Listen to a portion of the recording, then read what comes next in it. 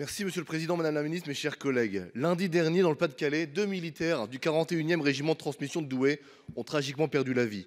Percutés par un train alors que leur véhicule traversait un passage à niveau, permettez-moi d'avoir une pensée pour leurs familles, leurs frères d'armes, ainsi que pour les blessés. Ce drame vient s'ajouter à la longue liste des accidents survenus à des intersections critiques entre la route et le rail. Malgré les efforts de sécurisation engagés depuis plusieurs années, les passages à niveau restent un véritable danger sur notre réseau routier. Si certains ont été supprimés ou modernisés, force est de constater que trop peu de moyens sont alloués à cette problématique et les collectivités locales, qui sont en première ligne pour assurer la sécurité des infrastructures, peinent à obtenir les financements nécessaires. Ces infrastructures vieillissantes nécessitent une modernisation urgente et leur sécurisation doit être une priorité absolue. Les communes et départements qui disposent souvent de budgets contraints ne peuvent pas assumer seuls les investissements colossaux nécessaires à la mise en conformité de ces équipements.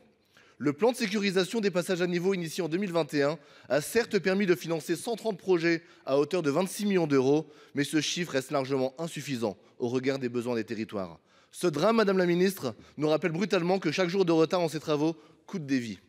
Face à cette réalité, il est urgent que l'État prenne ses responsabilités et accompagne bien plus activement les collectivités locales dans la modernisation et la sécurisation des passages à niveau.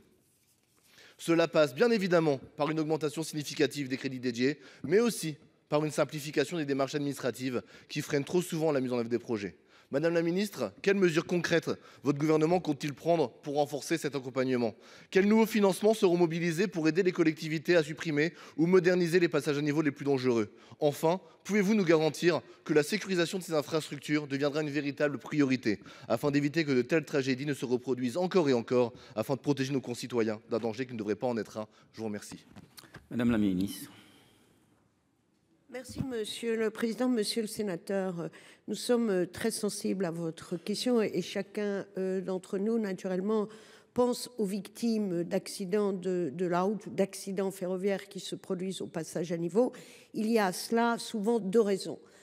Une première, et je n'accuse absolument personne, mais on a parfois des comportements de conduite qui sont aussi parfois à l'origine du résultat, il faut le dire. Et d'autre part, vous l'avez évoqué, on a un certain nombre de passages à niveau qui sont dans un état vétuste, disons-le ainsi, en tout cas qui ne garantissent pas les conditions de sécurité.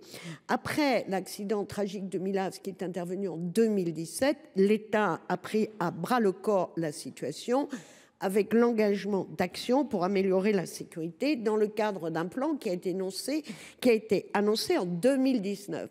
Depuis lors, Monsieur le Sénateur, et vous le savez, le plan se déroule conformément aux prévisions et un certain nombre de passages à niveau ont déjà fait l'objet de mise à niveau, si je puis dire, en matière de sécurité. En tout cas, il y a un soutien financier annuel de l'État. Et à ce soutien financier annuel, donc on a bien un programme pluriannuel qui répond à vos questions, on a ajouté 80 millions d'euros au titre du plan de relance.